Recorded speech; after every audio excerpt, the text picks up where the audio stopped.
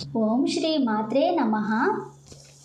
మనం ఈరోజు సరస్వతీదేవి, శ్యామలాదేవి, లలితాదేవి భిన్న దేవతల లేదా ఒకే శక్తి స్వరూపమా అనే విషయం గురించి తెలుసుకుందాము.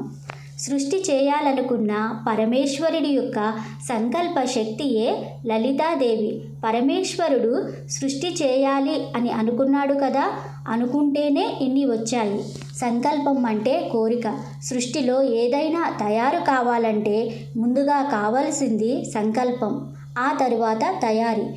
పరమేశ్వరుడు కూడా విశ్వరచన చేయాలి అనుకుంటేనే విశ్వరచన చేశాడు. రచన కంటే ముందుగా ఉన్నది సంకల్పం. సంకల్ప స్వరూపమైన శక్తిని మనం లలితాదేవి అంటాము. సంకల్పమే కామ, ఇచ్ఛ అనే శబ్దములతో కూడా చెప్పబడుతుంది. ఇచ్ఛతో ఉన్నప్పుడే శివుడు అనాలి. శివుడు అంటే ఇచ్ఛాశక్తితో ఉన్న ఈశ్వరుడు అని అర్థం. సృష్టి చేయాలని సంకల్పించుకున్న పరమేశ్వరుడికి శివుడు అని పేరు. సంకల్పించుకున్నాడు కాబట్టి కామించాడు అని కూడా అంటారు. కామించాడు అంటే కోరుకున్నాడు అని అర్థం. కోరుకున్న శక్తి ఏదైతే ఉందో, కోరిక అనబడే శక్తి పేరు కామేశ్వరి. ఆవిడే మహాకామేశ్వరి. ఆ సంకల్ప శక్తి స్వరూపము. ఆదియందు సంకల్పమే ఉంది కాబట్టి సంకల్ప శక్తినే ఆదిశక్తి అంటారు. ఆ ఇచ్ఛాశక్తి నుండి మరి 2 శక్తులు బయటకు వచ్చాయి.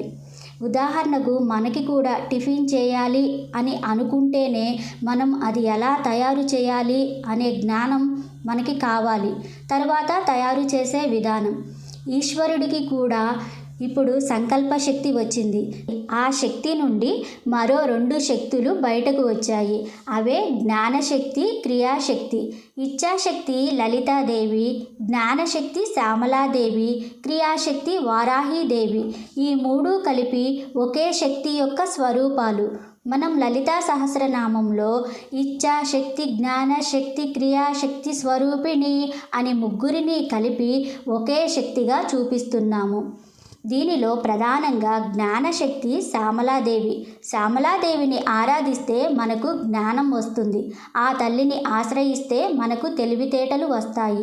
సరస్వతి అని, బ్రాహ్మిణి అని, వాగ్దేవి అని ఎవరిని మనం పూజిస్తున్నామో ఆ సరస్వత స్వరూపమే శ్యామలాదేవి కూడా. సరస్వతీదేవి, శ్యామలాదేవి భిన్న దేవతలు కాదు, ఒకే స్వరూపము. సర్వే జన సుఖినో భవంతు.